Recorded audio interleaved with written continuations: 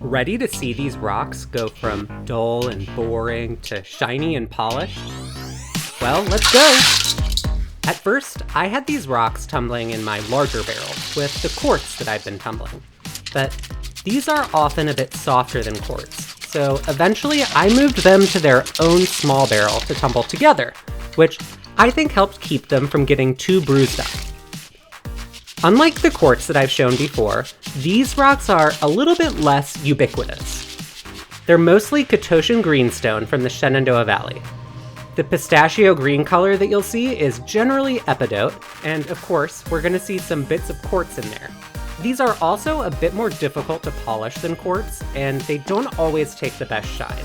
Once I thought enough were ready, I double-checked them all to make sure I was right, and then loaded them into the vibratory tumbler for the next stages. Now that they're done polishing, let's see how they turned out and how much different they used to look.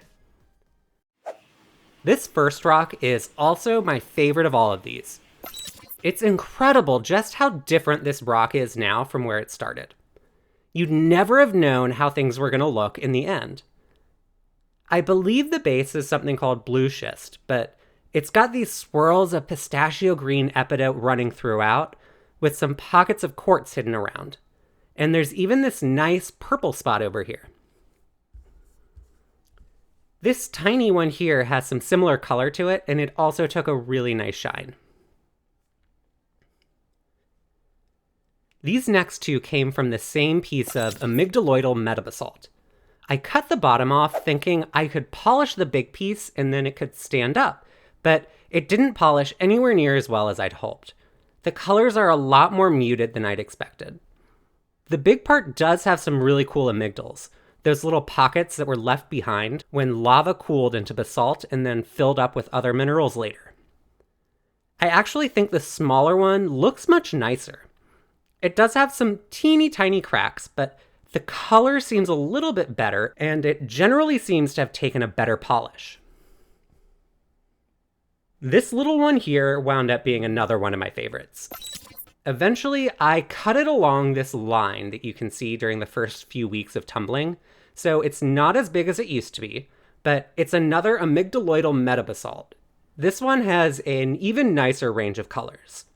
Those amygdals make for some really cool cheetah print type spots. Now, not all of these rocks did quite so well.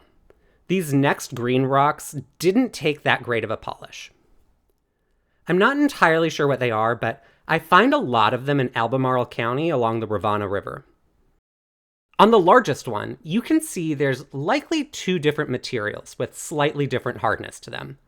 When I run my finger over it, I can feel that this darker green is raised up, meaning it's likely a smidge harder than the rest of the rock. That area also happens to have taken the best shine. This other one looks like perhaps it's a bit porous. It is shiny, but it's not a consistent shiny across the rock. Again, it's not bad, but it's not my favorite. These next rocks also had some inconsistent polishing.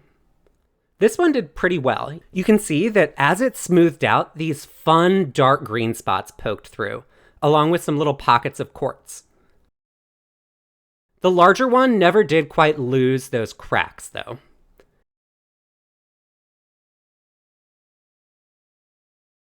At least there are lots of interesting colors and patterns in these.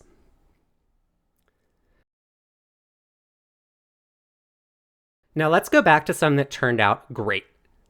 This one is probably some sort of epidote-based rock with large areas of something else that's causing these huge red splotches. It took a fantastic polish in the end. It may be the best, most consistent shine of any of these.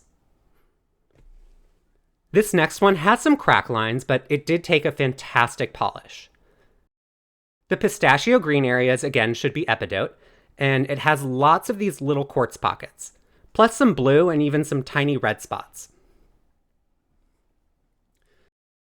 Normally, I don't like it when a tumble has a portion that was softer, that wore away differently than the rest of the rock, but on this one, it's kind of cool.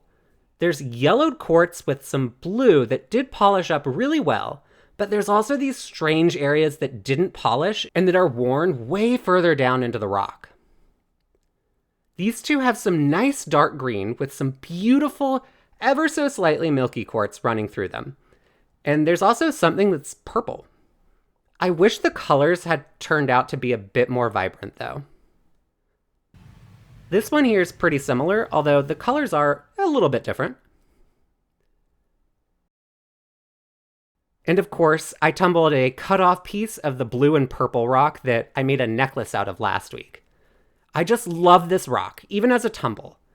It's like there's something metallic in the blue that's giving it a little extra sheen in some areas. And there you have it. Be sure to let me know which one's your favorite in the comments. Until next time.